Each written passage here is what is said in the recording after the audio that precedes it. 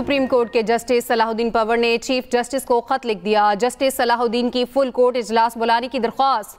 खत में कहा, फुल कोर्ट मीटिंग बुलाकर आईनी तरमीम का शिकवार जायजा लिया जाए। लॉ एंड जस्टिस कमीशन और अदालती पॉलिसी साज कमेटी को भी मुशावरत में शामिल किया जाए। 27वीं तरमीम इख्तियारात के तवाज़ुन को ख़राब कर सकती है। आइन तकाजा करता है सुप्रीम कोर्ट इसका तहफ़्फ़ुज़ करे। बात करेंगे अपने नुमाइंदे जहांज़ेब अब्बासी हमारे साथ हैं। जी जहांज़ेब, बताइएगा खत में क्या लिखा गया है?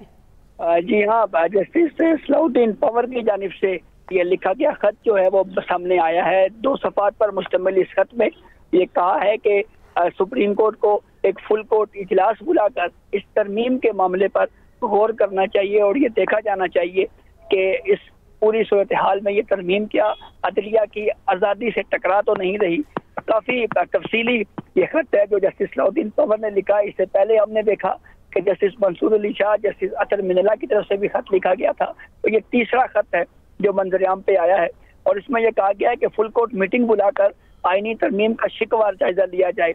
लॉ एंड जस्टिस कमीशन और अदालती पॉलिसी साज कमेटी को भी मुशावरत में शामिल किया जाए और देखा जाए कि 27वीं तरमीम से इख्तियारात को तवाज़ुन जो है कहीं वो बिगड़ तो नहीं गया। आइन तकाजा करता है कि सुप्रीम कोर्ट इसका तहफ़्फ़ुज़ करे और तारीख हमारी आसानी नहीं बल्कि हमारी जो फैसला साजी की हिम्मत है उसको याद रखेगी। अवामी एतमाद को बचाने के लिए फौरी फुल कोर्ट इजलास बुलाया जाना जरूरी है। इस वक्त हमारे ज़राए ये बात कंफर्म कर रहे हैं कि फुल कोर्ट इजलास chief justice of Pakistan Yahya Afridi ने बुला लिया है। ज़राए के मुताबिक जुमे के रोज कल ये फुल कोर्ट इजलास होने जा रहा है और ये इजलास कल नमाज जुमा की अदायगी के बाद होगा। और ज़राए ये भी कह रहे हैं कि इस इजलास में 27वीं आईनी तरमीम का जो मामला है उसके ऊपर डिस्कशन होने जा रही है। जी जहाँ साहब, ये भी कहिएगा 27वीं आईनी तरमीम के इख्तियारात की अगर हम बात करें तो तवाज़ुन को ख़राब कर सकती है। इस हवाले से चीफ जस्टिस को ये ख़त लिखा गया है, इसमें मज़ीद क्या बताया गया है? देखिए, बुनियादी जो अदलिया के अंदर इस मामले के ऊपर जो इख्तिलाफात हमें देखने को मिल रहे हैं वो बुनियादी तौर के ऊपर तो यही हैं कि सुप्रीम कोर्ट को या जो पूरे मुल्क की जो जुडिशरी है उसको भी इस तरमीम में, क्योंकि ये जुडिशरी से मुतल्लिका है, तो उनको भी इस मामले पे उनकी राय जो है वो ली जानी चाहिए थी। इस खत में भी इसी बात का इजहार किया गया है। यही बात कही गई है कि इस मामले पे शिकवार जायजा लिया जाना चाहिए लॉ एंड जस्टिस कमीशन को भी, सुप्रीम कोर्ट के जजेस को भी, और देखना चाहिए कि कहीं जो ये 27वीं तरमीम है कहीं इससे अदलिया की आज़ादी मुतासिर तो नहीं हुई।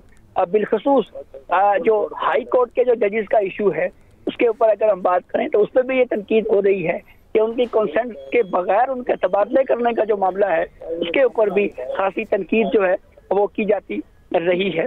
तो बिल्कुल खासी तनकीद की जाती रही है। जहां से ये कहिएगा फुल कोर्ट इजलास कब होगा, इस हवाले से बताइएगा।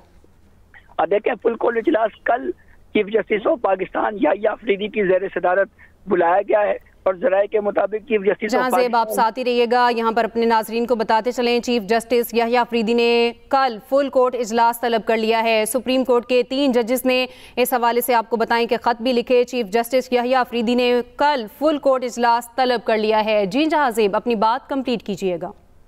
जी हाँ, chief justice of Pakistan Yahya Afridi ने कल फुल कोर्ट इजलास बुलाया है। हमारे ज़राए इस बात को कंफर्म कर रहे हैं और ज़राए के मुताबिक फुल कोर्ट इजलास कल नमाज जुमा के से कबल जो है वो होगा और ज़राए के मुताबिक फुल कोर्ट इजलास में 27वीं तरमीम जो है उसके मामले के ऊपर गौर या उस पर डिस्कशन किए जाने के हवाले से ज़राए कंफर्म कर रहे हैं।